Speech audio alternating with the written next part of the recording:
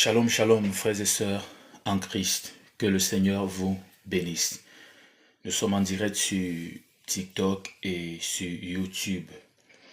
N'oubliez pas que nous avons un groupe chrétien d'enseignement, de prière et de motivation sur WhatsApp.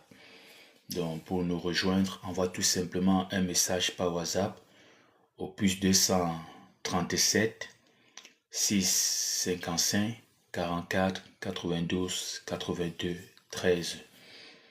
Sois béni. Éternel mon Dieu, mon roi, Père trois fois saint. Merci Seigneur pour ce jour. Merci Seigneur pour cette semaine. Merci Seigneur pour ta grâce qui se dépose sur nos vies. Merci pour le Saint-Esprit qui nous guide. Merci pour la force que tu nous donnes chaque jour. Ce n'est pas facile, mais nous savons que c'est possible. C'est possible parce que rien n'est impossible à toi. Toi le Dieu glorieux, toi le Dieu fort, toi le Dieu juste et bon, toi le Dieu qui nous connaît dans la profondeur. Nous te disons merci Seigneur. Nous te rendons gloire, nous te rendons grâce, nous témoignons Seigneur des bonnes voies et de paix intérieure. Que tes ennemis soient brisés en cette semaine. Qu'ils soient mêlés à leurs propres pratiques mystiques et que tu ne sois pas atteint. Je prie pour que cela soit une réalité dans ta vie. Je prie le Seigneur pour qu'il envoie ses saints anges veiller sur toi, te protéger, protéger tes centres d'intérêt, protéger ta famille. Ces anges de combat du Seigneur qui sont forts et supérieurs en nombre. Que le Seigneur agisse dans ta vie. J'appelle le Seigneur dans ta vie. J'appelle le Saint-Esprit dans ta vie. Je prie pour toi parce que le silence est en train de te faire beaucoup parler. Je prie pour toi pour que tu ne désespères pas. Je prie pour toi pour que tu gardes la face.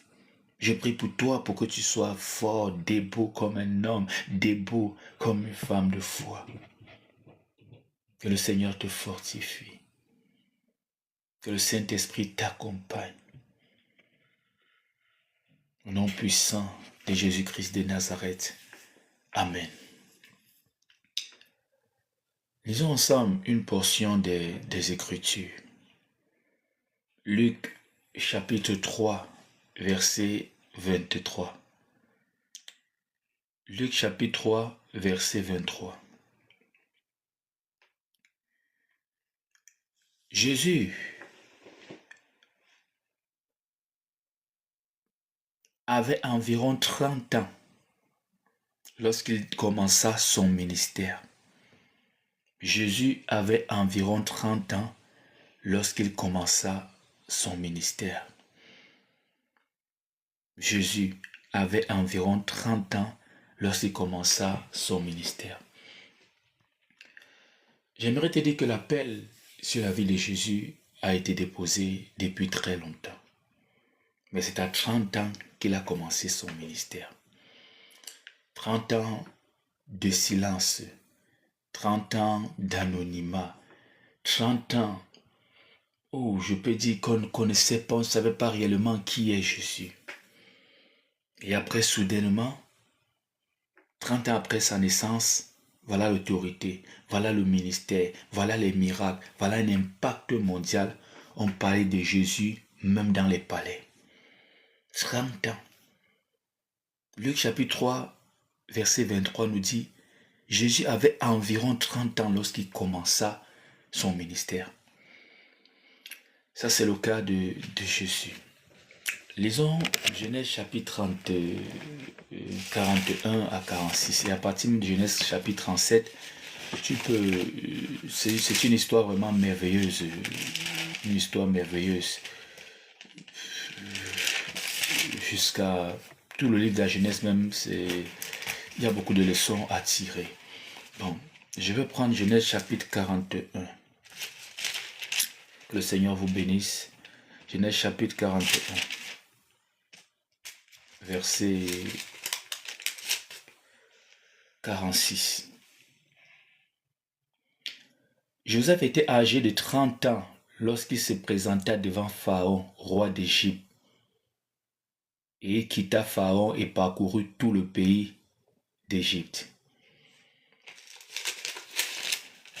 Allons à Genèse chapitre 37, verset 2. Genèse 37, verset 2. Voici la postérité de Jacob. Joseph, âgé de 17 ans, faisait paître le troupeau avec ses frères. Cet enfant était auprès des fils de Bia. Joseph, âgé de 17 ans, faisait paître le troupeau avec ses frères. Cet enfant. Et plus tard, il est écrit, Joseph était âgé de 30 ans lorsqu'il se présenta devant Pharaon. Je vais encore prendre un autre point, et c'est même pas le seul point. Genèse chapitre 12. Genèse chapitre 12. Verset 4. Abraham partit comme l'Éternel le lui avait dit, et Lot partit avec lui. Abraham était âgé de 75 ans. 75 ans. Et on va pas se gêner à regarder plusieurs passages. Ce que je vais te dire ici, c'est qu'il faut que tu comprennes qu'entre la promesse et les ossements, il y a eu un temps. Il y a eu un temps. Tu n'es pas en retard, si je peux le dire entre parenthèses, parce que certains sont véritablement en retard. Eux-mêmes, ils ont retardé leur propre parcours. La façon de lire la Bible aujourd'hui m'inquiète véritablement et je pense encore là une main de l'ennemi. Les gens lisent la Bible sans tenir compte de la chronologie. C'est comme si Joseph a été vendu quelque temps après, une année ou trop, 2 ans, 3 ans maxi, et Joseph a été libéré, et voilà. Abraham il quitte la maison de son père après quelques mouvements et tout, et voilà, il a Isaac. Jésus, il est arrivé, oui, après, il a commencé le ministère. Il est vraiment difficile. L'impatience est devenue un virus finalement en milieu chrétien. On est tellement pressé, on veut tout là. Nous ne prenons même pas le temps de lire la Bible et de méditer. Ils ont vraiment attendu. Jésus, imagine, regarde Jésus dans l'enfance, on parle de lui, il va s'appeler Emmanuel, il sera grand, il sera. Même pour Jean-Baptiste, Jean-Baptiste était un prophète vraiment, il y avait vraiment des prophéties sur sa vie. Mais on se rend compte après que c'est le silence. C'est comme si, des fois, tu restes là, tu dis, est-ce que Dieu m'a même appelé? S'il m'a appelé, pourquoi je traverse tout ceci? Ils ont aussi connu tout cela. Voilà un homme qui a connu aussi bien des choses. David. Lisons Samuel. 1 Samuel. 1 Samuel, chapitre 16. 1 Samuel, chapitre 16, verset 13. Samuel prit la corne d'huile et l'oignit au mulet de ses frères. L'Esprit de l'Éternel saisit David. À partir de ce jour et dans la suite, Samuel s'éleva et s'en alla à Rama. Vous avez vu comment on a oint David. Allons à 2 Samuel, jusqu'à 2 Samuel. 2 Samuel. On a traversé 1 Samuel. Allons à 2 Samuel, chapitre 5, verset 4. David était âgé de 30 ans lorsqu'il devint roi et il régna 40 ans. On a oint David, c'était pas le palais tout de suite. David a connu la souffrance. David a connu le silence. David a fui pour sauver sa vie. David a erré. David a traîné dans des cavernes, je ne sais pas. David s'est entouré même des personnes un peu bizarres pour faire de la dissuasion, pour qu'il puisse être tranquille. Mais jusqu'à là même, ce n'était pas facile. David était recherché. C'est ça aussi la réalité. C'est ça aussi la réalité. J'aimerais te dire, aujourd'hui, je viens pour te motiver. Le silence de Dieu n'est véritablement pas un silence comme tu le penses. Le silence de Dieu est une parole. C'est toi qui es trop bavard. C'est toi qui t'agites beaucoup. Dieu, lui, sait ce qu'il fait. Dieu est cohérent. Dieu n'est pas un homme. Dieu ne s'agite pas. Tu sais un Dieu qui est puissant. Tu ne sais pas ton grand-père qui est décédé. Tu ne sais pas le Dieu de la franc-maçonnerie. Tu ne sais pas ces faux dieux. Tu ne sais pas Baal. Tu sais le véritable Dieu qui est le créateur de toutes choses, qui connaît toutes choses, qui était là, qui est l'auteur, qui est à la base de toutes choses. Certains s'agitent parce qu'ils ne maîtrisent pas grande chose. Le silence de Dieu est une parole. C'est pas parce qu'on t'a appelé, le Seigneur t'a appelé au ministère aujourd'hui que tu vas commencer demain. C'est pas parce que tu as reçu la promesse aujourd'hui que tu vas recevoir demain. Quand je dis demain, c'est très proche. Il y a aussi le temps d'attendre qui est une réalité. Jacques nous demande d'attendre. Attendre la promesse. Certains, quand la prophétie est arrivée, n'étaient plus là. Ils étaient en train de suivre des faux prophètes. Certains, à force de chercher partout, se sont retrouvés dans les sectes. Ils sont aujourd'hui esclaves des hommes de Dieu, au lieu d'être libres en Christ. Il faut patienter. Joseph a patienté. Cette patience peut être dans la douleur, j'aimerais te dire. Cette patience peut être dans les larmes, j'aimerais te dire. Mais ne laisse pas l'inquiétude, ne laisse pas, je sais pas, ne laisse pas la peur venir briser ta foi. Prends ce temps pour un temps de qualité, en priant, en espérant, en t'accrochant, et ça viendra. Joseph a connu la prison avant de connaître l'élévation. Abraham a connu la stérilité, je peux dire ça comme ça. Parce que quand tu n'as pas d'enfant, on ne veut rien savoir. On sait que non, vous êtes stérile, tout point. Abraham, lui, il attendait Isaac. Dieu n'attendait pas Isaac. Dieu attendait une progéniture. Dieu attendait des peuples. Dieu travaillait pour que Abraham ait des peuples. Tu peux être en train de travailler, en train de prier pour un boulot. Non. Dieu, lui, te prépare l'indépendance financière. À un moment donné, demande au Seigneur si tu dois encore attendre. Que de commencer à murmurer dans le silence. Anne priait pour un enfant.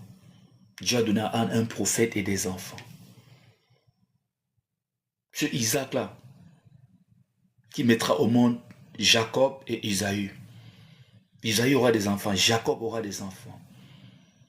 Et on parle particulièrement de 12. Tu vois, voilà ce que Dieu préparait pour Abraham, le peuple d'Israël. Et après tout ça, nous aussi également, nous sommes les enfants d'Abraham. Abraham attendait Isaac. Dieu lui attendait un peuple. Toi, tu attends le boulot. Dieu lui attend l'indépendance financière. Voilà pourquoi Dieu travaille. Voilà pourquoi Dieu, c'est des choses grandes. Et les choses grandes se préparent dans le silence. On ne prépare pas le concert ou la scène ou les prédications comme tu vois parce que je suis assis, j'ai commencé là. Non, il y a un temps que je prends. Je me suis réveillé depuis hier, je travaille. Tu vois, on prend du temps. Pour des prédications de qualité, on prend du temps. Un orateur qui va te... Ça peut arriver, bon, on a déjà ça et tout, mais quand tu prends du temps véritablement pour préparer, c'est waouh. Et vraiment, tu ne perds pas du temps. Quand tu as dit 1 heure, c'est 1 heure. Ça ne déborde pas, on ne se trouve pas 4, 5 heures de temps et tout ça. Dieu veut faire les choses bien parce que lui, Dieu est un Dieu bien.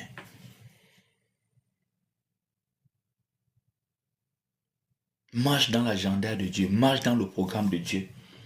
N'appelle pas Dieu dans ton programme. Toi, entre dans le programme de Dieu.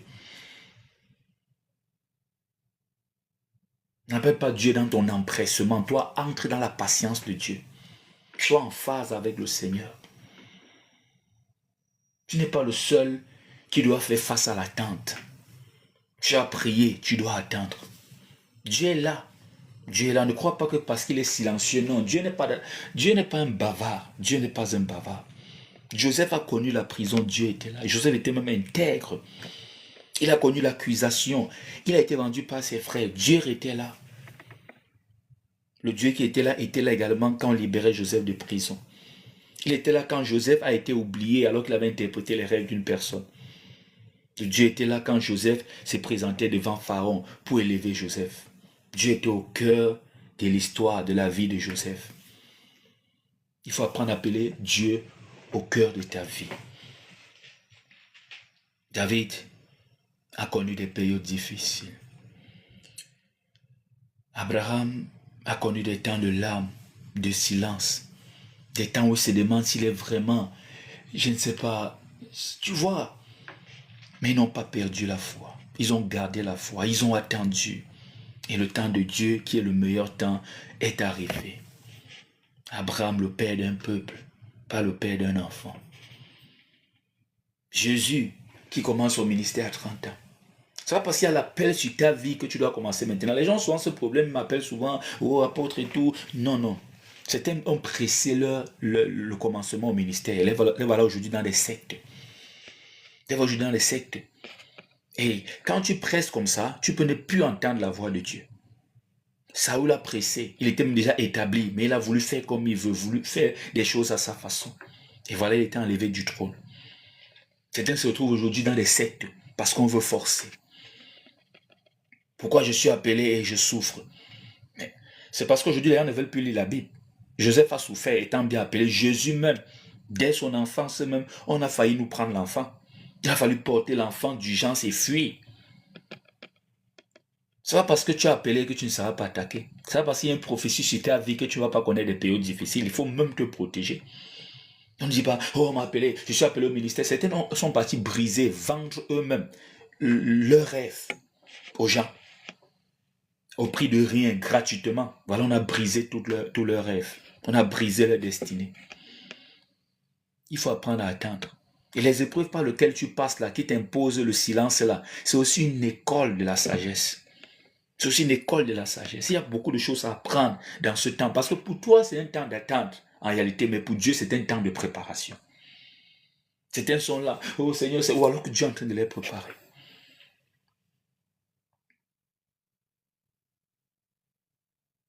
Il y a des temps que tu dois rester calme. Laisser ce qui veut s'agiter, s'agiter. T'appuyer sur les promesses de Dieu. Et être focus là-dessus. Pour s'asseoir sur le trône, Dieu te prépare d'abord dans l'ombre. Il a préparé David dans l'ombre. Tout ce que Saül faisait, c'était l'agitation. Il a préparé David dans l'ombre. David a reçu l'huile sur sa tête, comme on disait, comme on lisait tout à l'heure. Mais est-ce que le lendemain, il était assis au palais? Non. Il est en train de fuir pour sauver sa vie.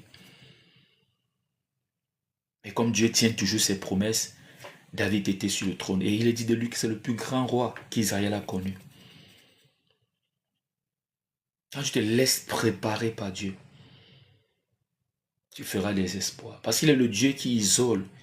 Il est le Dieu qui isole, qui prépare, qui équipe et qui envoie. Amen. Certaines veulent seulement l'appel sur leur vie. Après appel, ils veulent seulement envoyer. Comment on va t'envoyer si tu n'es pas préparé? Ça, c'est te faire du mal. Dieu n'est pas un mauvais parent. Non, il est le papa des papas. Il est un père même. Parce que tu peux être même papa sans être un père. Plusieurs à l'extérieur sont des papas et non des pères.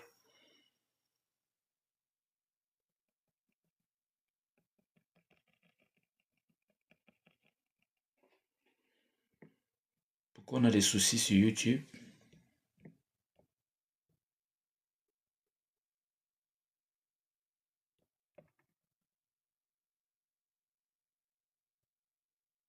Plusieurs sont des papas et non des pères. Dieu est un père. Pourquoi est-ce qu'il doit t'envoyer quand tu n'es pas préparé? Certains veulent seulement, j'ai reçu l'appel sur ma vie. Quand est-ce que je commence? Tu as même lu toute la Bible? Non. Tu connais distinguer la voix de Dieu de plusieurs autres voix? Non. Quand tu reçois des songes, est-ce que tu sais ce qui vient de Dieu et ce qui ne vient pas de Dieu? Hein? Comment ça? Tous les songes ne viennent pas de Dieu. Est-ce que vous savez que la plupart des songes ne viennent pas de Dieu? Est-ce que vous savez ça? Si tu fais même 100 songes, je ne sais même pas s'il y a même 3 dedans qui viennent de Dieu. Si tu suis mon enseignement, les esprits nuisibles, tu vois qu'ils viennent aussi perturber. Il y a la différence entre les songes et les rêves. Généralement, quand nous parlons des rêves, c'est des songes. Il y a même des rêves, il y a des rêves qui naissent de la multitude des occupations. Tu aimes tellement la belle fille qui chante à la chorale que tu as rêvé. Dieu t'a montré, c'est la femme de ta vie. Dieu ne t'a rien montré. C'est ta chair qui te montre parce que tu aimes le genre de fille là. C'est pas mauvais d'aimer le genre de fille, mais le problème c'est que toi, tellement c'est déjà charnel que tu dis que c'est Dieu, tellement ça atteint une certaine dimension charnelle que tu dis aujourd'hui c'est le Saint-Esprit qui t'a parlé. Tu sais combien de frères ont rêvé que la sœur là c'est leur femme, que c'est le Saint-Esprit qui a toujours dit selon leur dit. Ils sont nombreux à l'église. Comme tu es en train de guetter là, l'autre frère aussi est en train de guetter. L'autre frère aussi de l'autre côté guette. Dans d'autres églises, mon guette. Et tous vont te dire qu'ils ont rêvé, c'est le Saint-Esprit. Donc le Saint-Esprit a parlé pour la même sœur, va se diviser, le Saint-Esprit a divisé la soie en morceaux. Donc tu vois que tout ça, ça ne vient pas de Dieu. Tu vois comment ça peut troubler. Est-ce que tu as travaillé là-dessus? Non. Tu veux seulement commencer le ministère. On demande à certains d'aller même se faire former. Non, se forme pas, c'est Dieu donne tout par révélation. Oh, l'école de théologie, l'école biblique, ce n'est pas important. Mais tous les jours, tu as Louis II, 1910. C'est bien écrit que les docteurs en théologie. Qu'est-ce qui ne te montre pas que Louis II, en traduisant, l'a fait une erreur quelque part? Tu vois que tu as confiance en lui, en sa traduction. Et on te dit, va aussi te faire former comme lui, c'est d'abord. Il a traduit comment s'il n'était pas un expert en français. Et tu ne comprends même pas quand tu dis, oh, le Saint-Esprit va nous dire toutes choses et tout. Le Saint-Esprit ne te dit pas toutes choses d'une façon directe. Moi, il peut t'envoyer vers moi. Je t'apprends ce que j'ai appris et ce que le Saint-Esprit lui-même a appris. Par exemple, je te dis que la Bible n'a pas de verset biblique. Tu vas dire comment? C'est parce que tu ne t'es pas fait former. Je n'ai pas eu ça par révélation directe du Saint-Esprit. J'ai eu ça par formation. Dieu m'a envoyé me faire former. Là-bas, j'ai appris beaucoup de choses. Donc, c'est toujours le Saint-Esprit qui est en train de me former. Certains refusent de se faire former quand c'est les choses de Dieu. Oh, on ne se forme pas sur les choses de Dieu. Ah bon, hein? Mais on se forme sur les choses du monde. Ça me fait souvent rire ceux qui disent que les femmes n'enseignent pas, ne peuvent pas enseigner, mais ils partent s'asseoir à l'université pour écouter les enseignements mondains d'une professeure d'une mondaine. Donc tu vois que c'est contradictoire, ils ne sont pas cohérents dans ce qu'ils disent. Ils disent qu'on te donne les devoirs. Parce que tu cours même, tu manques même l'église parce que tu prépares les CC et autres. Donc tu vois que c'est pas cohérent.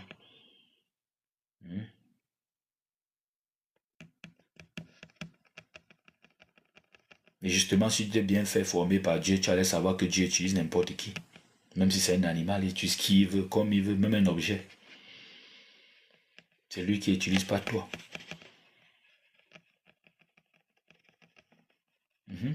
Dieu peut déposer quelque chose sur ton chemin. Ce n'était pas là. C'est là parce que Dieu a ordonné que ça soit là. Et il a utilisé cela. Il faut se faire former quand on est un serviteur de Dieu. Parce qu'il y a Dieu isole, il forme, il équipe et il envoie.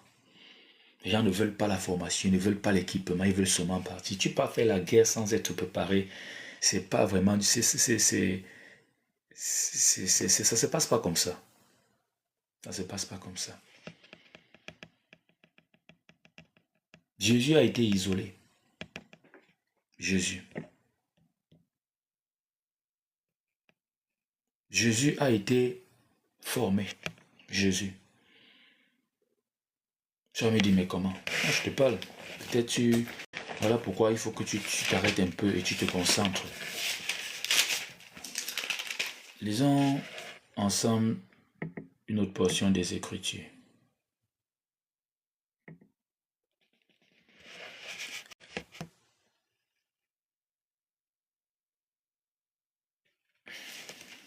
Je peux prendre Matthieu.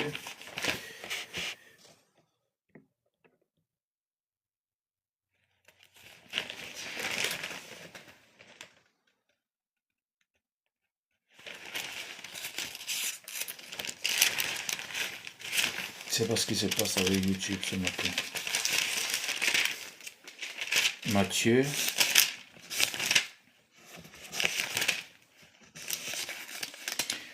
Matthieu chapitre 4. Alors Jésus fut amené par l'Esprit dans le désert pour être tenté par le diable. Après avoir jeûné 40 jours et 40 nuits, il eut faim.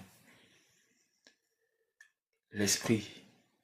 Jésus fut amené par l'Esprit dans le désert pour être tenté par le diable. Nous voyons qu'il y a une distinction, il y a une différence. Amené par l'Esprit pour être tenté par le diable. Vous voyez comment l'Esprit a conduit Jésus dans le désert. Tu vas me dire c'est la tentation. Tout ça fait partie même de la formation. C'était peut-être, ça c'était même l'examen final de la formation. Pour voir s'il est déjà vraiment prêt. Et on se rend compte qu'après cette histoire, Jésus dit, tu adoreras le Seigneur ton Dieu seul et tu le serviras lui seul. Alors le diable le laissa et voici des anges vinrent auprès de Jésus et le servaient. Et dès ce moment, Jésus commença à prêcher, à dire, repentez-vous, le ministère a commencé. Nous sommes tellement pressés. J'aimerais te dire que Dieu prépare les gens. Il a préparé Moïse, il a préparé David, il a préparé Jésus, il a préparé Anne. Parce que Dieu veut des choses grandes, en réalité. Ce que tu appelles grand là, pour Dieu, c'est même petit. Abraham voulait Isaac. Dieu voulait pour Abraham un peuple. Jusqu'aujourd'hui, on parle d'Abraham. On a gardé de David qu'il est un très grand roi. Tu vois. Donc, notre Dieu fait les choses différemment. Qu'est-ce que je vais te dire exactement? C'est pour te dire que Dieu n'est pas silencieux comme tu penses. Son silence est une parole. Persévère encore. Crois en lui encore et tout ira bien. Continue dans tes prières. Ne te décourage pas. Dieu a sa façon de faire les choses.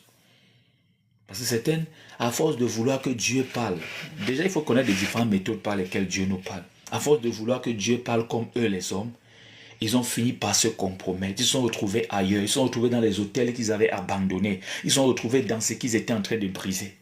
Et après, on se plaint que ce qu'on laisse derrière n'est pas en train de mourir. Parce qu'on a toujours un attachement à cela.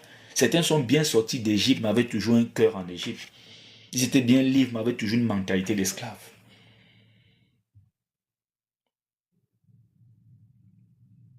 Ce temps, c'est pour travailler à l'intérieur de toi-même. Ce temps même en épreuve ta foi. Pourquoi tu veux toujours que Dieu dise quelque chose pour que tu aies confiance en lui? Ça veut dire en réalité, tu as une foi charnelle, ce n'est pas une véritable foi.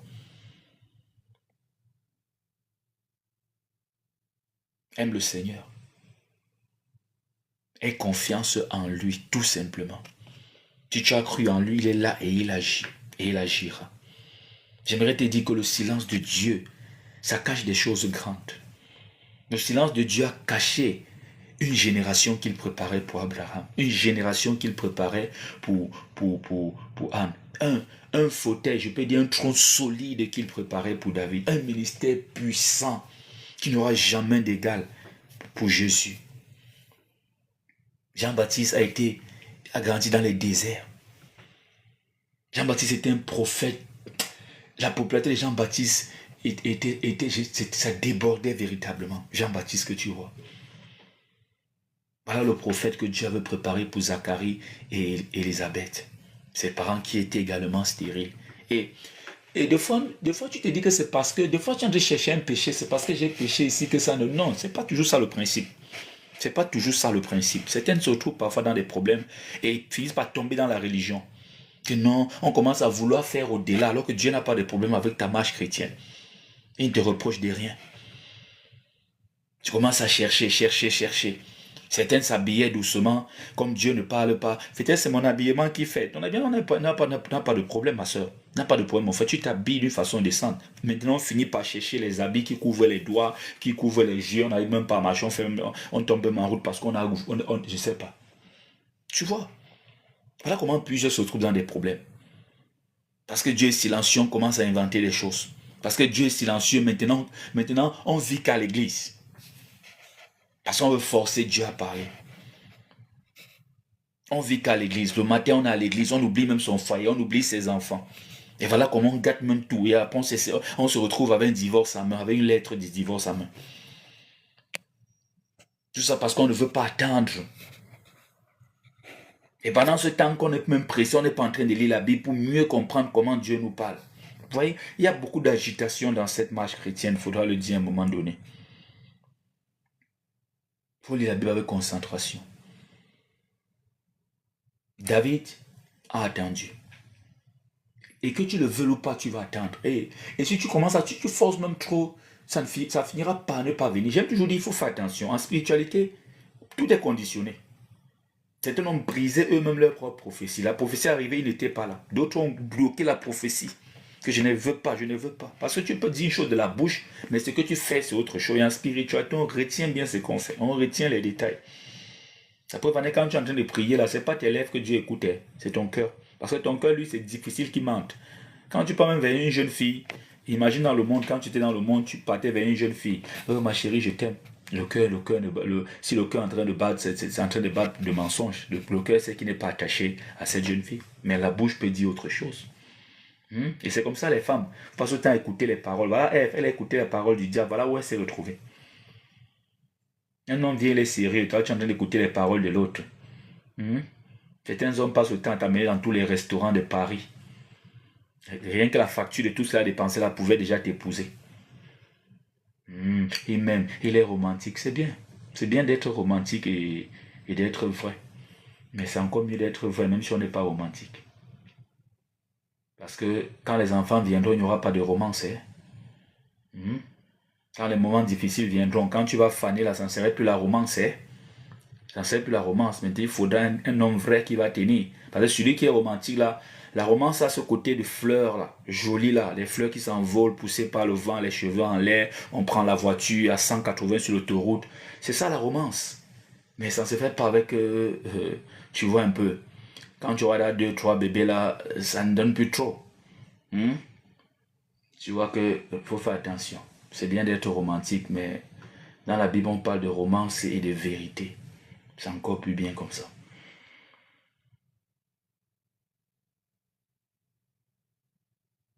C'est encore plus bien comme ça.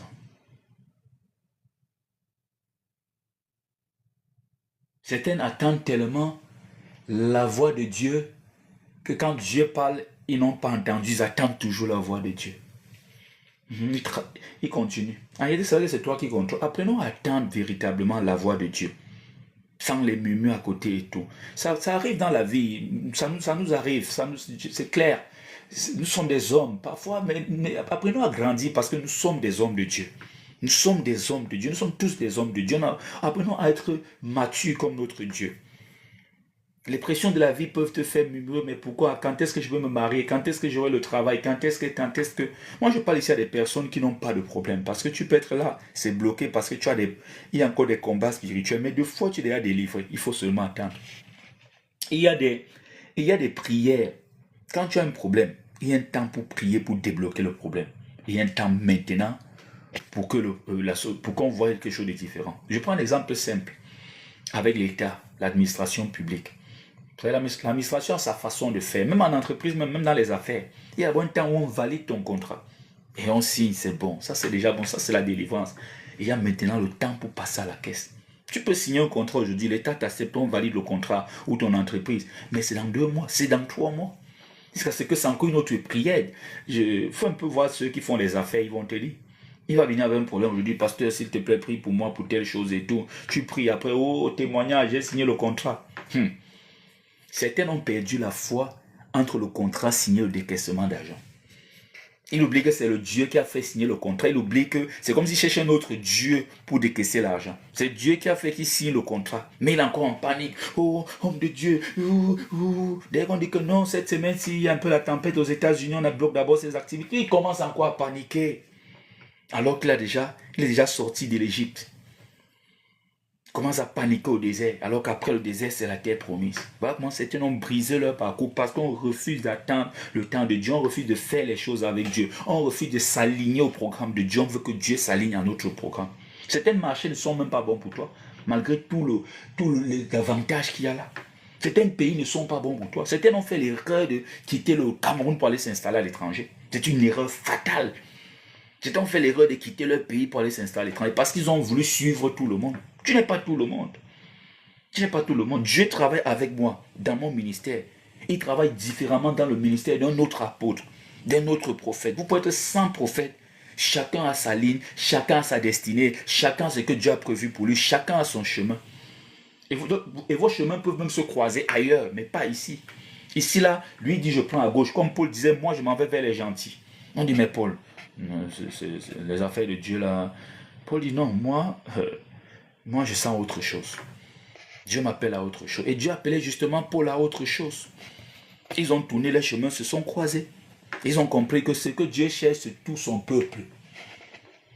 Ils croyaient que non, le baptême, le Saint-Esprit, ce n'est que pour eux les Juifs là-bas, ce n'est que pour eux en Israël et tout. Non, Dieu, lui, c'est son peuple. Dieu, lui, c'est son peuple. Certains croient que la paix, ce n'est que pour les hommes. Non, non, non, non. Dieu, lui, c'est son peuple. Il appelle qui il veut, comme il veut. Il faudra connaître ces choses-là. Je t'appelle véritablement à patienter. Parfois, tu es en train de t'agiter, te créer des problèmes. Certains, comme je disais tout à l'heure, certains deviennent même très religieux parce qu'on refuse d'attendre. Tu t'habillais bien, tu n'avais pas de pointant, tu pas chercher les habits pour couvrir, là, tu peux tomber. Maintenant, tu passes matin, midi, soir à l'église. Que non, Dieu me parle, il faut que je me rapproche. Tu penses que c'est là-bas qu'il a dit, tu es sûr que il y a même Dieu dans ton église là, tu es sûr que Dieu est là-bas. Certains chrétiens, Dieu est dans leur maison plus présent qu'à l'assemblée de l'homme là. Oui. Beaucoup de pasteurs sont des francs-maçons. Est-ce que Dieu est dans les choses de la franc-maçonnerie? Tu peux bâtir l'hôtel à l'église. Et chez toi, tu as bâti quoi? Chez toi, c'est quoi? Parce que tu refuses d'attendre Dieu. Tu refuses d'attendre Dieu. Tu refuses d'attendre le temps de Dieu. Tu as tellement cherché les hommes, cherché. Tu cherches Dieu. C'est même pas Dieu que tu cherches. Matin, midi, soir à l'église, c'est l'homme que tu cherches, ce n'est pas Dieu. Certains ont forcé la voix de Dieu au point que maintenant ils entendent la voix des hommes, ils exécutent la voix des hommes. Ah oui, prophète, c'est vrai. Prophète, c'est vrai. Prophète, c'est vrai. Prophète, c'est vrai. Je vais te dire qu'il y a des préparations que Dieu ne veut pas qu'un homme soit au courant. Moi, il ne m'a pas donné de paix spirituelle. Pas parce que je ne voulais pas me soumettre à un pays, il a refusé. Parce qu'il te prépare quelque chose de différent. Quand il te prépare pour venir dénoncer les mauvaises pratiques dans l'église, pour montrer la main de Satan et éclairer son peuple, est-ce qu'il va te mettre avec des gens qui sont dans les mêmes choses? Je vais te dire que Dieu a élevé Samuel. Ils peuvent même te former, mais c'est différent. Voilà comment beaucoup sont appelés au ministère, ils sont tombés aujourd'hui, mais ils font le même ministère que leur père spirituel. Tu peux m'avoir un père spirituel, mais ton ministère est différent du ministère de ton père spirituel. Et il faut être mature pour former un enfant qui a un appel différent du tien. Mais plusieurs vont te mettre dans leur façon de voir. S'ils aiment trop l'argent, désormais, c'est ça. Le Dieu qu'on achète avec l'argent. Là, tu as perdu tout. Je prends le cas de Samuel, l'enfant de Anne. Dieu a parlé à Samuel. Samuel ne connaissait pas encore la voix de Dieu. Il part vers Élie. Élie dit, ne sais pas moi qui t'a appelé, va dormir. Il écoute encore la voix. Voilà pourquoi te dit, Dieu est un Dieu qui ne court pas. Il ne dit pas, c'est moi Dieu, Samuel, je viens de te parler. Parce qu'il va prendre quelque chose à Samuel. Et il va même dire ça à Samuel. Il appelle, Samuel ne connaît pas la voix de Dieu. Tu vois, on apprend. Il n'était pas du Dieu qui forme. Il forme Samuel à reconnaître sa voix. Samuel part toujours vers Élie. Après, Élie se rend compte que c'est Dieu qui est en train de parler à l'enfant. Il dit, voilà comment tu vas répondre. Maintenant, Dieu parle. Voilà comment Dieu aussi. Par contre, il faut rester parfois aussi un peu. Il faut rester concentré. Dieu va parler à Samuel et lui dit qu'il veut travailler avec lui. Ça, c'est en résumé. Et ceux qui sont à côté là, il ne veut plus continuer avec eux. Tu vois? Maintenant, il faut que Samuel dise à Élie ce que Dieu a dit. Et il y a quelque chose qui concerne Élie là, dans la parole que Dieu a donnée à Samuel. Tu vois le premier problème déjà. Tu vois le premier problème, tu vis chez quelqu'un. Dieu te donne une parole qui ne va pas dans l'eau, qui n'avantage pas la personne chez qui tu vis. Et tu es un petit enfant, ta mère est loin. Tu es seul là. Tu vois? Tu vois dans quoi Samuel se retrouve? Samuel était là pour remplacer ceux-là. Il était là pour le remplacer.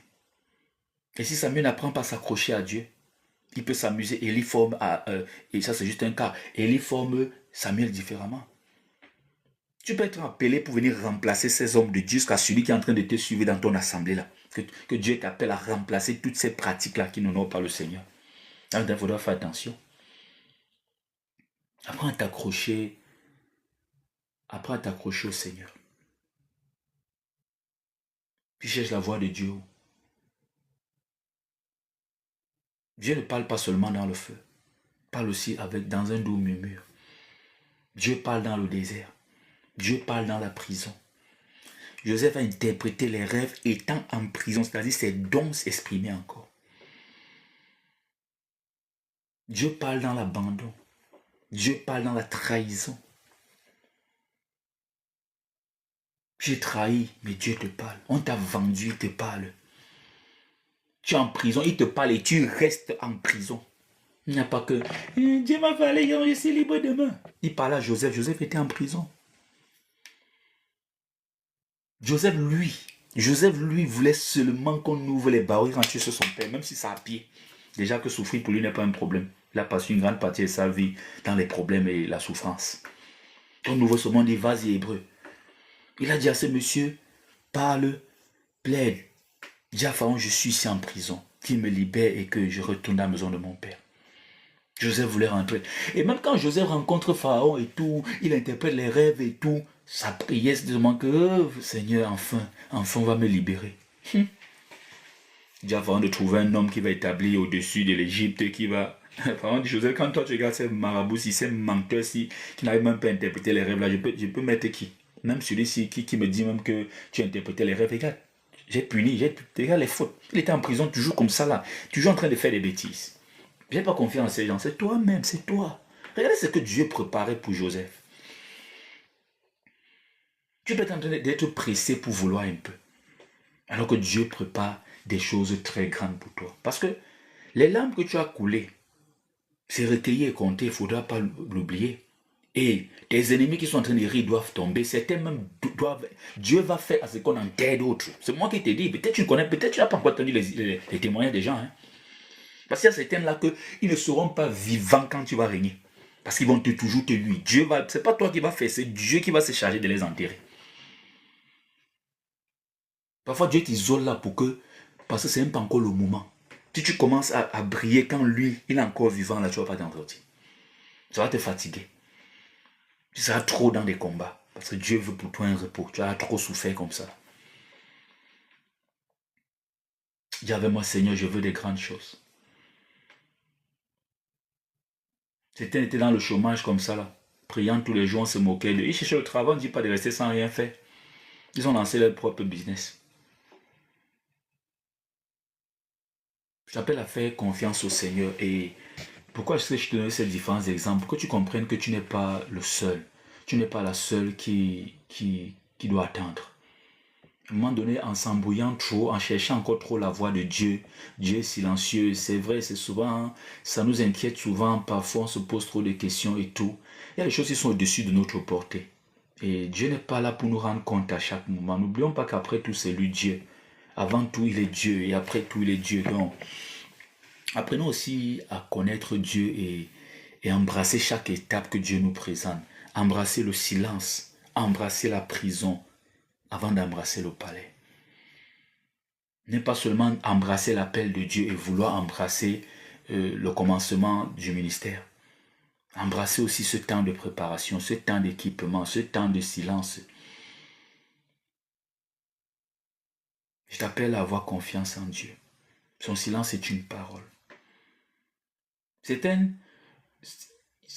sont vraiment malhonnêtes. Nous sommes vraiment malhonnêtes dans cette marche chrétienne. Certains, pour eux, Dieu est là quand les bonnes choses leur arrivent. Oui, certains, c'est comme ça. Dès qu'il y a des bonnes nouvelles, Dieu est là. S'il y a une mauvaise nouvelle, Dieu n'est plus là. Dieu n'est plus là. Déjà, tout ça, même, c'est les choses de la terre. Pourquoi tu cherches toujours Dieu dans ta pauvreté? Pourquoi tu cherches toujours Dieu dans ta pauvreté? Pourquoi tu cherches aussi Dieu dans ta richesse? Donc tu penses que c'est parce que tu as beaucoup que Dieu est là. Est-ce que c'est que les sectes aujourd'hui te donnent beaucoup en réalité? Tu penses que ça vient de Dieu, ça ne vient pas. Les sectes font souvent ça. Tu es dans une entreprise, subitement la promotion, élévation, tu n'as même pas les diplômes, tu n'as même pas l'expérience, tu ne fais que grandir en poste. On te donne un train de vie élevé. Après un matin, on te coupe les financements. Quand tu veux te poser des questions, on te dit, mon frère, toi, tu mérites. C'est nous. Quand tu as la crâne au quartier, tu as la gonflé, tu as envoyé des millions, il faut continuer. Voilà comment plusieurs ont continué. Aujourd'hui, on piège des gens pour entrer dans les sectes. On te piège pour entrer dans la secte. Tu peux entrer dans une secte aujourd'hui sans te rendre compte. Donc, il faut faire très attention. Il faut faire très attention. Vous vous posez toujours des questions sur votre pauvreté. Est-ce que la pauvreté, si ça vient de Dieu, Dieu m'a-t-il abandonné? Parfois, la pauvreté, les temps difficiles, c'est souvent pour te préserver. Voilà pourquoi je dis souvent, dans ta maison, quand il n'y a même pas souvent de crise, crée une crise. C'est-à-dire quoi? Ne fais pas, il faut bien comprendre ça, peut-être le mot crise peut être grave. Il faut souvent imposer le jeûne quand il n'y a pas de jeûne. Oui, ne jeûne pas seulement quand il y a un problème, jeûne parfois quand tout va bien. Tu reçois ton salaire, tu lances le jeûne. Le diable n'aime pas les gens comme ça. Tu reçois ton salaire, c'est où tu lances le jeûne. Tu as de quoi aller faire les courses maintenant, tu as le cachet, mais c'est où tu lances le jeûne. Quand tu ouvres ta porte, il ne faut pas toujours avoir quelque chose en main pour l'enfant. Parce que le jour qu'il n'y aura pas, ça serait des problèmes. Mais tu vas dire ton enfant est mal éduqué. C'est toi qui éduques mal l'enfant. Certaines femmes sont devenues matérialistes à cause de vous. Elle a grandi dans la pauvreté chez ses parents, elle connaît supporter. Même quand elle était avec toi, elle supportait. Toi qui es venu commencer les iPhones, les ceci, les cela, chaque temps tu es en train de changer les choses. Elle s'est habituée comme ça. Elle s'est habituée qu'on ne peut pas, que chaque temps tu n'as jamais de problème. Certaines s'endettent même comme ça. Vous venez toujours montrer qu'ils sont... Non, non, ce n'est pas être vulnérable. C'est une crise même dans ton foyer. Parfois tu as même des problèmes. Parfois tu perds même ton boulot. Parce que Dieu veut préserver ton foyer. Parce que tu n'as pas le même cœur que ta femme qui est à côté. Ton mari n'a pas le même cœur que toi. Oui, elle apprend déjà à supporter les 1 semaine, 2 semaines. Comme ça, si un jour ça arrive, elle aura l'habitude. Certains ont mal, c'est eux qui éduquent mal leurs enfants. Parce qu'on dit que l'homme aussi éduque la femme. Tu éduques mal ta femme. Toi qui as appris qu'il n'y a jamais de problème. Tout ce qu'on veut, on a. J'irai chercher la lune pour te donner. Toi, tu es là, tu es là, je ne sais pas. J'irai chercher la lune pour te donner. Même la petite santé, tu n'arrives pas à toucher, c'est la lune que tu vas partir chercher. Tu peux prendre la lune. C'est romantique, mais c'est du mensonge aussi. Maintenant, tu as dit que tu irais chercher la lune, tu seras prêt à tout pour elle. Oui, maintenant, voilà. Voilà. Elle pourrait te dire qu'elle ne peut pas supporter. Ça fait 1 semaine qu'il n'y a pas de quoi manger, elle ne supporte pas. Elle va partir. Ah, c'est une femme matérialiste, c'est une... Non, non, non. Chez eux, elle supportait même les 2 mois sans manger. C'est toi qui as mené le rythme là. Des enfants que papa ouvre la porte, dès qu'il n'a rien, l'enfant tourne le dos, l'enfant pas. Tu dis qu'il ne t'aime pas. C'est toi qui as pris l'enfant, dès que tu ouvres la porte, c'est un cadeau. Elle attend son chocolat, il attend son bonbon. Faut modérer un peu. Aimer l'enfant, c'est pas tout donner à l'enfant. Et c'est ce que Dieu, qui est le meilleur des pères, nous apprend. Il ne nous donne pas tout.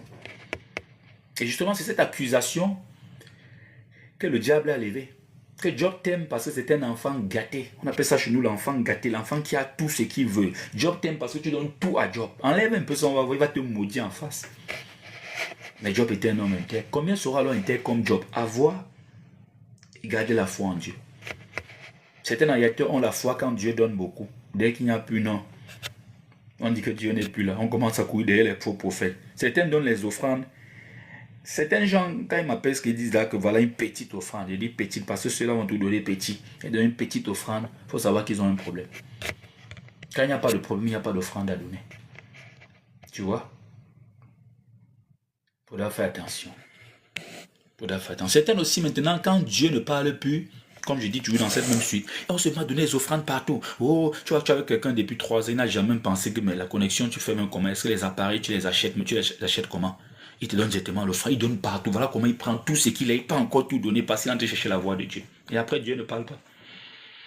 Des fois, tu as gaspillé tout ton argent et donné au prophète à gauche, à droite parce que tu voulais la voix de Dieu, alors que Dieu, son silence est une parole. Je vais juste te faire comprendre qu'à un moment donné, il faut attendre. Parfois, nous nous embrouillons, nous changeons d'église. Tu es dans une assemblée avec un homme de Dieu. C'est vrai, il n'est même pas populaire, mais au moins, il est simple. Je te dis vrai, c'est mieux parfois d'être avec un pasteur qui est simple. Dans ça, il y a la foule et c'est les mauvais esprits que vous êtes en train de côtoyer là-bas. À force de chercher la voix de Dieu, chercher la voix de Dieu partout. Alors que cette voix est plus proche de toi. Même son silence est une parole. Son silence même a remis certaines en question. Il peut être calme parce que il faut revoir ta marche, il faut revoir ta repentance, il faut véritablement te repentir et produire des fruits dignes de la repentance. De toute façon, même si tu n'as rien à te reprocher, il y a un temps qu'il faut attendre. Joseph a connu le silence. Jésus, lui-même, Jésus a connu le silence. Tu dis, hey, imagine un peu Joseph. Si Joseph était à ta place, imagine Joseph en train de porter Jésus pour fuir en Égypte. Il dit que, hey, n'est-ce pas, on a dit que l'enfant, si il va s'appeler Emmanuel, Dieu sera avec lui, son étoile brillait au ciel, les mages sont venus. Il faut te dire ça, mais en fuyant. Tant que tu n'es pas fui. L'ange est venu dire, porte l'enfant et tu fuis en Égypte. On n'a pas dit pas en Égypte. On n'a pas dit, va acheter, pas payer ton transport normalement. Non, on a dit fuis. Donc, quand on te dit fuis, c'est que dès que, à l'instant, la porte, déjà, vous fuyez. Alors qu'il y avait des grandes prophéties sur sa vie. Certains croient que parce qu'ils sont appelés au ministère, ça les épargne. Ils sont appelés au ministère parce que Dieu leur parle, ça les épargne de certains problèmes. Certains problèmes sont même des solutions. Ce sont des écoles, c'est de l'expérience qu'il faudra avoir. Regardez par exemple les pasteurs qui n'ont pas vraiment vécu certaines choses dans leur vie. Ils ont souvent une façon de faire les choses là qui parfois, je ne sais pas comment qualifier ça. Quand un pasteur n'a pas connu l'abandon, il n'a pas connu beaucoup de choses, c'est pas facile. Hein. Alors j'aimerais te dire, le silence de Dieu, prends ça comme une grâce. Et aligne-toi au Seigneur. Aligne-toi. Éternel mon Dieu, mon roi, Père, 3 fois saint. Merci de nous parler en ce jour. Merci de nous parler en ce moment, à cet instant, Seigneur. Merci pour tout, éternel mon Dieu, mon roi, Père, 3 fois saint. Père, merci de nous faire entrer dans les profondeurs de ta multidimension. D'embrasser ton silence. Ton silence nous invite même à nous taire nous-mêmes. Mais certains, comme tu étais silencieux, se sont mis à bavarder. Et voilà, tu es devenu véritablement silencieux. Seigneur, qu'est-ce que ton silence a enseigné? Qu'est-ce que ton silence va enseigner à la sœur ou au frère? Est-ce que ton silence appelle à une repentance profonde? Seigneur, dis-nous. Dis à la sœur, dis au frère. Est-ce que ton silence appelle au calme véritablement? Que la sœur, le frère, cesse de s'agiter et te fait confiance, te fasse confiance. Seigneur, fais comprendre ça par une autre méthode. Pour nous toujours agiter, voulant toujours que tu parles comme un homme. Rappelle-nous que tu n'es pas un homme. Rappelle-nous que tu es Dieu. Rappelle-nous que tu es le vrai. Rappelle-nous que tu es l'unique. Rappelle-nous que tu es celui-là qui a oint David et c'est des années plus tard qu'il s'est assis sur le trône. Rappelle-nous ces épreuves qu'ont vécues ces hommes. Rappelle-nous que Jésus a été conduit par l'Esprit dans le désert pour être tenté par le diable. Rappelle-nous qu'on doit boire cette coupe. On ne peut pas échapper. Rappelle-nous qu'on ne peut pas refuser d'entrer dans les épreuves. Rappelle-nous d'avoir une foi solide. Rappelle-nous que tu ne nous parles pas seulement qu'on a des choses à main, quand nos prières sont selon nous exaucées. Mais même notre silence, même ce qu'on n'a rien en main, c'est toujours une preuve de ton exaucement. J'aimerais te dire, mon frère, tu n'as peut-être pas le mariage aujourd'hui, ma soeur. J'aimerais te dire, frère, j'aimerais vous dire, frères et sœurs, mais tu es vivant. Pour être vivant, il y a des combats. Pour être vivant, c'est parce que les anges de Dieu ont sorti de là vainqueurs. Dieu travaille dans le silence. Dieu travaille dans ta vie. Dieu est avec toi. J'aimerais te le dire. Cette année, c'est la preuve que tes ennemis ont échoué l'année passée. Tu es vivant cette année. C'est la preuve que tes ennemis ont échoué l'année passée. Alors, fais confiance en Dieu. Alors, accroche-toi au Seigneur. Demandons pardon au Seigneur pour les doutes.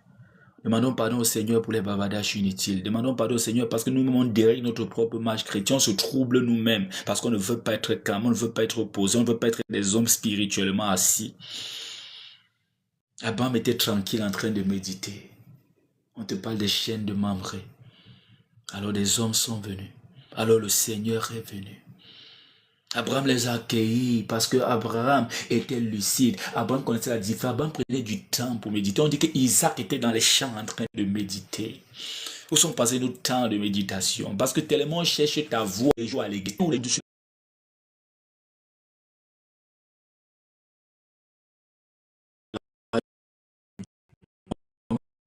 Il faudra savoir ça.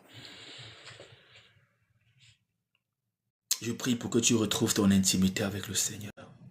Est-ce que tu peux prendre même ce temps où tout est difficile de célibat comme un temps de qualité pour vraiment être avec le Seigneur, sachant que demain, le mariage va beaucoup t'occuper? Est-ce que c'est maintenant que tu dois véritablement prendre du temps avec le Seigneur? Cesse de t'agiter. Choisis la bonne part. Choisis la bonne part. Elle a choisi la bonne part. Cesse de t'agiter pour les choses qui ne comptent pas. C'est important, mais ça ne compte pas. Choisis la bonne part. Certains se retrouvent n'importe où. Parce qu'on dit qu'on cherche la voix de Dieu. Tu as laissé la voix de Dieu dans ta maison où tu peux prendre tes 20 minutes de prière pour aller changer de ville, pour aller chercher. Voilà, tu es tombé sur des imposteurs. Tu es tombé, on t'injecte maintenant les démons. Tu as une double défense. Dieu te parle du temps D'autres ont connu la voix de Dieu sur le chemin. Dieu nous parle. Dieu nous parle, j'aimerais te le dire. Dieu n'est pas silencieux dans ta vie. Son silence est une parole, j'aimerais te le dire. Je prie pour que ton caractère change. Je prie pour que tu grandisses. Je prie pour que tu comprennes le Seigneur. Je prie pour que tu te laisses emporter. Je prie pour que tu sois dépendant du Seigneur et non des circonstances et non des hommes. Je prie pour que tu gardes cette motivation. Il est là, à tes côtés. Et chacun aussi, en réalité, a son heure et a son temps. Jésus commençait à 30 ans. Plusieurs aussi ont commencé à cet âge. Abraham n'a pas reçu son enfant à cet âge. Tu vois? Moïse, il est parti à 40 ans, il est revenu 40 ans après. C'est parce que tu as perdu ce contrat que Dieu n'est pas avec toi.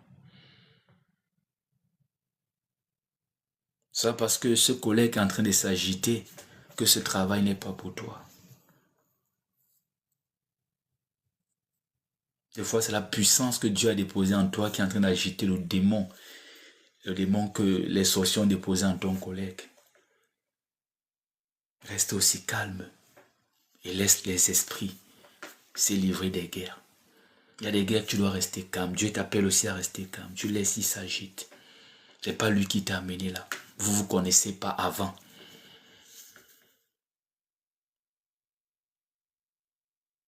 Et à un moment donné dans la vie, il faut vraiment aussi faire comme Dieu. Tu laisses le silence s'installer. Parce que, regarde comment les agitations nous prennent beaucoup de temps. Je ne sais pas si tu te rends compte que j'ai cette prédication sur YouTube, il faut aller écouter. Les esprits nuisibles. Les esprits nuisibles nous volent véritablement le temps. Nous volent véritablement le temps. Tu as passé une grande partie de ta vie à t'agiter, à douter, à penser au lendemain. Voilà pourquoi on dit à chaque jour suffit sa peine. Donne-nous aujourd'hui notre pain quotidien. C'est pas pour... Jésus ne nous appelait pas ici à ne pas prévoir pour demain, mais avoir véritablement confiance. Parce que les inquiétudes volent l'instant que nous pouvons vivre. Même certains ne dorment pas la nuit, toujours en train de réfléchir. Est-ce que ça va aller? Est-ce que ça va aller? Est-ce que c'est Dieu est en train de me parler? Est-ce que le temps que ces esprits, les esprits nuisibles n'ont pas de force spectaculaire. Voilà pourquoi ils agissent tout doucement, toujours en train de réfléchir. Et tu ne te rends pas compte, tu quittes d'une branche à une autre. Tu as fini ici, tu es là-bas, tu es là-bas, tu es là-bas, sans tout te bouffer du temps. À un moment donné, faire aussi silence comme Dieu. Tu laisses tout ça s'agiter, laisse tes problèmes s'agiter, laisse tout ça s'agiter. Ça ne va pas tuer depuis des années, ce jour, ça va me tuer. Je laisse. Tu prépares une bonne tasse d'été, tu allumes ta télé, tu bois, tu regardes ta télé, je ne sais pas trop, tu ouvres ta Bible, tu lis, tu découvres un passage biblique qui n'a rien à voir avec ta vie. Ne dis pas, je ne vais pas chercher la vie de telle personne parce que je suis célibataire, je ne vais pas regarder la vie d'Esther aussi. Non, tu lis autre chose. Donc, ça veut dire tu laisses un peu la pression descendre d'elle-même. Et tu vas sortir de là avec du rafraîchissement spirituel. Parce que Dieu aussi, quand il est souvent silencieux, c'est pourquoi tu t'arrêtes aussi à un moment donné. Et tu vois que tu t'agites beaucoup. Le silence de Dieu, c'est un temps de préparation. J'aimerais te dire, et je redis encore, je te parle par exemple de la prédication, je veux te parler des concerts, je veux te parler, tout ça s'organise avant. Est-ce que tu sais que on a installé à l'époque une église catholique, plusieurs même, mais je veux parler particulièrement d'une. C'est qu'en semaine, il y a vraiment des activités à l'église. En semaine, nous on travaillait, on mettait des lampes parce que cette église catholique est en train de préparer. Bon, nous on est en train de construire une grande chapelle, non des électriciens. Il y a tellement de mouvements, de réceptions et tout. Le culte de dimanche que tu vois là. Si tu pars à l'église seulement le dimanche, c'est que tu n'as pas encore vu l'église. On ne dit pas de partir tous les jours, mais parfois vient aussi un peu en semaine. Certains sont à l'église, mais le pasteur, lui, on ne le voit jamais, alors qu'il reçoit tous les mardis, du matin jusqu'au soir. Tu entends, tu vois tout genre de cas. Parce que et vraiment, il faut qu'on arrête un peu ça dans des églises pentecôtistes. Le jour du culte doit être organisé. Parce que après le jour du culte, ça devient un jour de délivrance, ça devient... Le culte, normalement, c'est plus adoration. Et un peu d'intercession. Tu vois, tes églises ont fait le culte là, comme ça. Bon, déjà, le culte, c'est pas dimanche, c'est samedi. Il faudra savoir que c'est toujours eux qui ont envoyé ça dimanche. Parlons tout simplement du jour du culte. En semaine, il y a tellement d'activités. Tout ça, on prépare le jour du culte. Quand tu vas lire les communiqués à l'église, tout ça là, ça s'est préparé depuis. L'annonce des programmes à venir, ça s'est préparé depuis. Dieu aussi prépare. Ton avenir, ta réussite se prépare derrière la scène, pas sur la scène. Certains veulent que Dieu prépare leur réussite devant tout le monde, sur la scène. On va te tirer des flèches, tu n'es même pas encore préparé. Toi, imagine, tu es en train de régler les micros encore, on se met déjà à chanter. Ça va donner quoi à la fin? Après, pam, on a coupé le courant parce que le groupe électrogène n'était pas encore prêt. On arrange d'abord tout. Et après, boum, les projecteurs s'allument. Le concert peut démarrer. Tout le monde est en place, on sait que tout ira bien. À 99%, tout ira bien parce qu'on a tout préparé, on a tout prévu. Est-ce que c'est que certains échecs dans ta vie, c'était pour que Dieu a préparé certains échecs programmés, il dit même laisser que l'ennemi, que tu échoues même, pour que certains regards se retirent sur ta vie. Pour que certains regards changent de direction. Parce qu'il y avait des mauvais regards posés sur ta vie. Alors, des fois, Dieu aveugle ses regards, des fois, il détourne ses regards. On dit, ah, il n'y a rien de bon à tirer, il est en train d'échouer. On t'oublie. Certains, c'est qu'on les a oubliés qu'ils ont réussi. Pas un matin. C'est qu'on savait que rien de bon ne pouvait sortir de son côté. Pas un matin, voilà le mariage. Un matin, voilà la promotion. Un matin, voilà le ministère. Un matin, voilà le voyage. Un matin, voilà la guérison. Certains, on les avait mis KO avec la maladie. On savait qu'ils vont mourir. Après, on les a oubliés. On sait que tous les jours qu'on le voit là, elle est blanche seulement, il est seulement blanc, donc la maladie est là, donc tout ce qu'on a fait, ça a marché, allons chercher d'autres personnes. Voilà comment les sorciers t'ont laissé pour aller ailleurs, et entre-temps, voilà ta guérison. On a isolé, il a appelé son fils hors d'Égypte.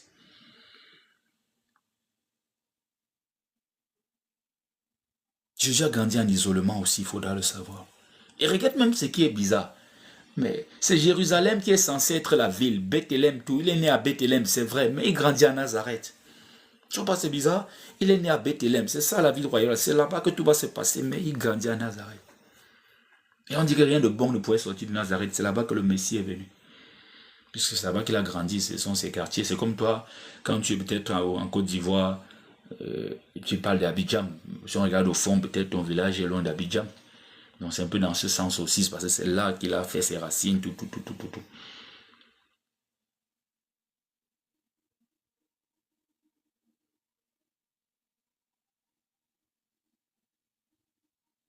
Et si on restait calme un moment, et si par moment on laissait même nos sujets de prière pour prier tout simplement, est-ce que nos sujets de prière ne nous occupent pas trop en réalité et nous empêchent véritablement de se connecter à Dieu? Est-ce que ce sujet de prière, le mariage tous les jours, est-ce que ce n'est pas vraiment en train de te faire perdre l'opportunité de t'accrocher au Seigneur, d'entrer dans la profondeur? Parce que plusieurs sont à l'église maintenant sur le mariage qu'on cherche, ce n'est plus Jésus, ce n'est même pas Jésus.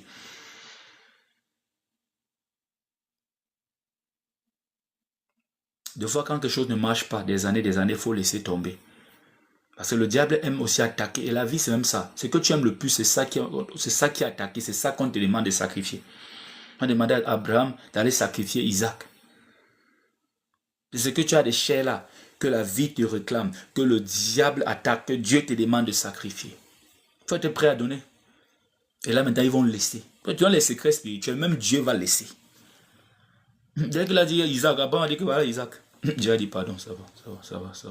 Donc, je vais souvent voir quelque chose. Tu vois, l'unique, l'enfant qu'on a attendu longtemps, ça on te demande de sacrifier. Dieu. C'est ça que le diable attaque. C'est ça que la vie te réclame. La vie perturbe même. Et c'est que aimer quelqu'un plus que Dieu, c'est mettre la personne en danger. Oui. Il y a des gens que, dans leur vie, quelqu'un les empêche de servir Dieu. Tu aimes tellement ta femme, tu adores ta femme, que tu empêches. Et voilà comment certains ont même perdu leur femme, certains ont perdu leur mari.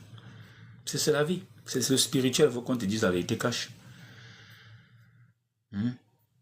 Tu adores tellement le mariage. Certains gens vont rester célibataires parce que quand ils sont célibataires, ils prient tous les jours, on écoute leur adoration. Tant que tu es célibataire, au nom de Jésus, j'envoie le feu, j'ai confiance au Seigneur. Le Seigneur a confiance en lui-même parce qu'il sait qui tu es. Dès que votre mariage est fini, plusieurs, c'est comme ça. Encore. Les hommes de Dieu voient défiler tous les jours des gens pareils. Vous savez, j'ai fait un constat et c'est vraiment bizarre. Les gens sont plus fidèles aux faux hommes de Dieu. Je vous dis vrai. Je vous dis vrai. Certains viennent seulement là. Nous, on nous fatigue seulement. On vient seulement là. Tu pries pour le mariage s'ouvre. C'est fini. On t'oublie. On oublie Dieu. On oublie tout. On part. C'est les faux hommes de Dieu que tu arrives là, on prie. Quand ça n'arrive pas, tu commences à murmurer. Oh, ici, il n'y a pas l'onction. Les faux hommes de Dieu là. Plusieurs des témoignages qu'on témoigne là-bas, c'est chez nous. C'est nous. Ça vient de chez nous. Mais on peut faire les témoigner ailleurs. On peut faire donner l'offrande ailleurs. C'est là-bas qu'on reste. C'est ici qu'on vient chercher. Comme il tourne là, ça va se gâter là. Ouais, les faux prophètes. Il y a un prophète actuellement qui est en train de... Un pasteur, un soi-disant pasteur. Et on va lancer à sorcellerie. Quand ça va se gâter, c'est les pasteurs là qu'on va repartir encore saturés. Oh, j'ai besoin de délivrance. Oh, même l'esprit fait ceci. Continuez. Dieu vous voit. Oui. Certains sont là avec toi parce qu'il n'y a pas encore le mal. Donc, si Dieu a besoin de que Dieu dit, bon, l'apôtre, il te faut même 2 personnes pour t'accompagner dans l'œuvre là. Voilà pourquoi moi j'ai décidé, moi, en toute simplicité, faire certaines choses. Parce que j'ai mis plein à mes côtés. Le témoignage, ils n'ont même pas témoigné. La délivrance a chassé beaucoup de gens autour de moi. Je te dis. C'était bien tous les jours, apôtre. Oui, apôtre, apôtre. J'avais un grand groupe qu'on lançait sur Telegram à l'époque. Il y avait des chantres et tout, et tout, et tout. Le mariage, pam, on n'est plus dans les choses de Dieu. On a la promotion, on a eu le visa. Vous voyez. Donc Dieu retient souvent certaines personnes-là. Il ne te donne pas parce qu'il sait que tant que tu n'as pas, tu es dans la prière. Tant que tu n'as pas, tu es dans le jeûne. Tant que tu n'as pas, tu es dans l'adoration. Tant que tu n'as pas. Certains donnent les offrandes tout simplement parce qu'ils n'ont pas encore leur miracle. Dès qu'ils ont le miracle, il n'y a plus d'offrande à donner. Certains donnent parce qu'il n'y a pas encore le miracle. Dès que le miracle est fini, certains sont avec Jésus parce qu'il y a à manger. Dès qu'on ne multiplie plus le pain, le poisson, là, ce n'est plus important. L'évangile, ça, c'est pour lui là-bas. Plusieurs fonctionnent encore comme ça de nos jours. Plusieurs. Et ce qui est bizarre, c'est qu'on se flatte. Mais on ne trompe pas Dieu. Certaines vont avoir le mariage quand ils vont arrêter de regarder au mariage. Quand ils vont arrêter de réduire toute leur vie à un mariage, à un foyer. Certaines vont avoir les ossements quand ils vont arrêter de réduire toute leur vie à un miracle. Quand tu vas plus t'intéresser sur le mariage, tu vas même pas te rendre compte que voilà l'époux qui est là. Voilà. Jusqu'à ce que tu en dis, dis-lui pour le meilleur, pour le pire, tu es là, tu es même perdu puis que tout le monde est dans la salle. C'est où tu te rends compte que tu es marié. Donc tu es perdu. C'est quand on te dit de valider, de faire des vœux, que tu te rends compte que tu es vraiment marié. Parce que tu as oublié. Certains sujets de prière sont devenus une idolâtrie. Certains sujets de prière sont combattus par Dieu parce que Dieu combat l'idolâtrie. Oui. Parce que ta marche chrétienne, c'est le mariage, c'est le voyage. Il y a des gens qui saturent. Attends. Regardons un peu la marche chrétienne ici. Regardons un peu le ministère ici. Les gens qui voyagent, ils saturent. Les gens qui cherchent le mariage. Voilà 2 grandes catégories. Je ne sais pas encore s'il y a une troisième. Les malades, oui, mais les malades parfois sont un peu calmes parce que parfois la maladie fait souvent toi-même, tu fermes un peu ta bouche. Ça t'épuise toi-même. Le mariage et le voyage. Les gens qui cherchent le visa, c'est grave. Voilà comment ils se font ruiner par les faux. Demande même 1 million, ils vont donner. Non, on n'a pas seulement voulu, bon, je ne veux pas seulement m'enrichir d'une façon malhonnête. Mais je me rends aussi compte dans le ministère, il ne faut pas jouer avec ce qui concerne l'argent. Parce que les chrétiens ne sont pas comme tu penses là. C'est que tu vas travailler comme ça là. Venir payer les... Comme actuellement, il faut des appareils de haute définition. Tu vois vu qu'on est en train de faire tout doucement. Tu vas travailler dur. Dans la vie, il faut être sage. Donc, il faut cet équilibre là. Dans le ministère, tu ne dois pas avoir peur quand il faut parler d'argent. C'est ça qui tue aussi beaucoup de pasteurs. Tu prêches bien, oui, tu parles. Dès qu'on veut parler d'argent, tu dis non, parle d'argent. S'il faut l'offrande, tu dis qu'il faut l'offrande. C'est vous qui poussez souvent certains hommes de Dieu comme ça. Et voilà, les forts ont ce côté-là. Dès que tu viens, oh, mon vison m'a bloqué partout, il dit il faut avoir l'hôtel. Ou c'est l'hôtel de quoi? C'est ceux qui maîtrisent. Il faut l'hôtel. Tu as vu, non, l'hôtel a fait ceci, l'hôtel a fait cela. C'est en ce moment qu'ils aiment beaucoup l'Ancien Testament. Vous avez remarqué ça, non? Ils ont une façon de manipuler les Écritures, les faux pasteurs là. C'est en ce moment que tu vois l'Ancien Testament défiler. Et quand tu vas partir, tu dis, mais pasteur, il dit, mais tel est le Nouveau Testament. Faut 1 million. C'est aussi bizarre que certains chrétiens viennent, tu ne peux pas consulter un homme de Dieu. Tu viens les mains vides. Alors que quand tu allais chez des marabouts, tu allais à l'hôpital, tu allais partout, tu venais les mains remplies. C'est aussi malhonnête. C'est aussi malhonnête. Tu es en train de dépenser des millions à l'hôpital. L'homme de Dieu qui te suit. Tu ne penses pas qu'il faut aussi donner quelque chose. C'est être malhonnête. De toute façon, ça c'était juste une parenthèse. C'est juste une parenthèse. C'est un sujet de prière, c'est quand tu vas laisser tomber que les portes vont s'ouvrir. Moi, quand je voyageais, je ne me suis pas intéressé à ça. Les gens ont prié pour moi, quelques personnes, pour ce voyage-ci et tout. Moi, il n'y a pas trop mon cœur dedans. Pourquoi? J'ai enlevé mon cœur pour que le diable enlève ses regards sur mon projet de voyage. Parce que le diable aime attaquer là où ça te fait mal. Et ce que je dis, ce n'est pas juste des simples paroles, c'est quelque chose de plus profond que ça. On ne dit pas, parce que le diable est lui aussi en profondeur, faut pas, bon, il lui aussi, après tout, c'est un être aussi spirituel, c'est-à-dire il est dans le monde de l'invisible et tout, parce que tu peux me dire, voilà le diable, tu vois un peu, tu peux me dire, voilà le diable par les manifestations, mais tu peux me dire, voilà le diable qui est placé, comme moi je peux te dire, te voilà qui est placé, comme tu peux dire, me voici en direct, tu vois un peu. Donc, tu peux le dire avec la bouche, oh, je m'en fous de ça, mais au fond, tu peux faire ça devant les hommes, tu peux tromper les hommes avec ça. Le diable connaît un peu si vraiment... Parce que tu peux dire, je m'en fous de ça, mais la nuit, tu dis, oh, il faut vraiment que... Tu vois, tu t'en fous de ton sujet. Je me suis en foutu de ça. Quand il dit je me suis en foutu, c'est pas que ça me plaisait pas. Je sais pas si tu écoutes un peu, tu comprends un peu. Tu vas peut-être m'excuser pour le français. Je dis toujours, c'est la colonisation qui nous a imposé le français. Moi, j'aimerais même qu'on retourne causer nos patois du village. Tu vois un peu. Donc, tu vas m'excuser pour ça. J'ai enlevé mon cœur sur cette procédure. Le diable a vu que ça me faisait pas mal. Il part chercher là où ça va te faire mal. Entre-temps, la procédure est en train de suivre. Et entre-temps, les gens sont aussi en train de prier pour ça. Et voilà, pam. Tout se passe bien. Tout se passe bien. Quand tu aimes aussi quelque chose, le diable aussi fera tout pour que tu n'aies pas la chose. Le mariage. Donc le mariage va la rendre heureuse. Elle ne sera pas heureuse. Il n'y a pas de mariage. Des fois, toi, tu ne vas rien faire. Il va troubler ton ton prétendant. Demain, il va partir. Tu vois. Fais confiance au Seigneur. Dieu travaille. Même dans le silence, fais confiance à Dieu. Et des fois aussi, laisse le silence s'installer. Quand Dieu est silencieux, des fois, c'est que tu te calmes pour qu'il puisse te parler. Mais j'aimerais te dire, avec le Seigneur, fais-lui toujours confiance. Si tu es là jusqu'aujourd'hui, c'est lui, c'est grâce à lui, c'est par lui. Alors remercie le Seigneur et rejoins-nous sur WhatsApp.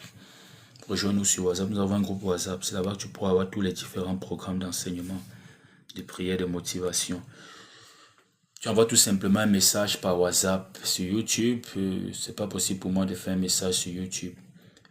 Au plus 237 655 44 92 93. Tu envoies un message, tu vas recevoir automatiquement le lien du groupe WhatsApp. Les enseignements sont disponibles sur YouTube. On vient de lancer YouTube.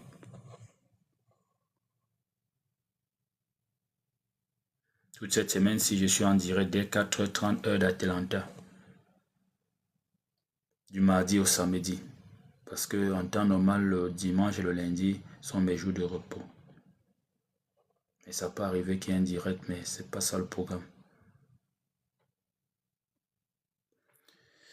Ok, que le Seigneur te bénisse. Je prie pour que tu comprennes que ce que tu attends là, Dieu est en train de le préparer. Je prie pour que tu comprennes que le silence de Dieu est une parole. Je prie pour que tu comprennes que tu dois t'attacher à Dieu. Tu dois croire en Dieu et non en tes rêves. Parce que tes rêves peuvent être brisés. Tes rêves ont même besoin de protection. Et c'est Dieu le protecteur. Je prie pour que tu crois en Dieu et non en ton miracle. Je prie pour qu'un miracle ne te limite pas ta marche chrétienne. Avec ou sans miracle, tu tiens bon. Je prie que quand tu sais qu'il est là, même son silence est une parole. Ne t'agite pas. Parce qu'à force de t'agiter, tu peux te perdre et tomber dans un trou plus profond. Il te fera sortir de là, comme il a fait sortir Daniel. Il te donnera la force pour reconstruire ta vie, pour reconstruire la force et les moyens pour reconstruire ta vie, reconstruire les murs brisés, comme il a donné la force et les moyens à Néhémie et son équipe. Il te donnera le mariage. Tu seras la femme du roi, comme Esther, une orpheline, est devenue la femme du roi. Il te fera sortir de l'anonymat à la reconnaissance. Tu seras connu. Tu es parti avec rien. Tu reviendras avec beaucoup de trésors entre tes mains. Joseph est parti avec rien. Mais il a eu un grand héritage au point qu'il est devenu le père de son père. C'est-à-dire c'est lui qui s'occupait d'eux et tout. Vous le savez bien que la famille de son père est venue s'installer auprès de Joseph et vivait en sécurité à ses côtés. Il va te relever. Tu es loin aujourd'hui, mais ça peut être pour 5 ans que tu vas t'asseoir sur le trône. Ça peut être pour 10 ans pour d'autres. Aie toujours confiance en lui. C'est lui qui a commencé cette belle œuvre. C'est lui qui doit la parfaire. C'est lui qui doit l'achever. Ne l'oublie pas. Il a commencé dans la vie d'Abraham et il a achevé. Dans la vie de David, la vie de Jésus même qui a été appelé a commencé le ministère 30 ans plus tard. Parce qu'il était environ 30 ans quand il commençait le ministère. Aie confiance en lui. Il ne te décevra pas. Brise le murmure, brise le doute, brise la chair, brise les intentions malsaines, brise cela pour te donner entièrement au Seigneur, pour t'abandonner entièrement. Dieu Seigneur, me voici. Je sais que tu es là. Je sais que mon heure arrive, je sais que mon tour arrive. À un moment donné, j'aimerais te dire, ce n'est pas les prières. Non, tu pries, c'est déjà bon. À un moment donné, ne crois pas que c'est parce que tu vas encore prier, puis tu vas encore... Non, non, non. Ta marche chrétienne est bonne.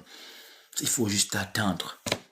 Et je ne dis pas dans tous les cas, donc il faudra bien te situer. Que le Seigneur t'aide. Que le Seigneur nous accompagne. Alors ce que je n'ai pas pu dire, que le Saint-Esprit puisse mieux te faire comprendre cet enseignement. Je ne suis qu'un instrument et nous disons même qu'il est écrit que nous ne savons même pas ce qui est convenable de demander dans nos prières. Le Saint-Esprit intercède en notre faveur. Alors que l'Esprit de Dieu agisse puissamment. Continue d'agir dans ta vie. L'attente de Dieu est une bénédiction. Si c'est Dieu qui te fait attendre, attends. L'essentiel, c'est que ce soit Dieu qui est l'initiateur, qui est dans tout cela. Mais aussi, comme j'ai cet enseignement, tu peux croire attendre Dieu alors que tu es en train de perdre du temps. Je parle ici pour une attente, un silence de Dieu. Ta marche chrétienne n'a pas de problème, ne t'agite pas. Ils ont attendu. Toi aussi attends. Parce que Dieu travaille. Que le Seigneur te bénisse.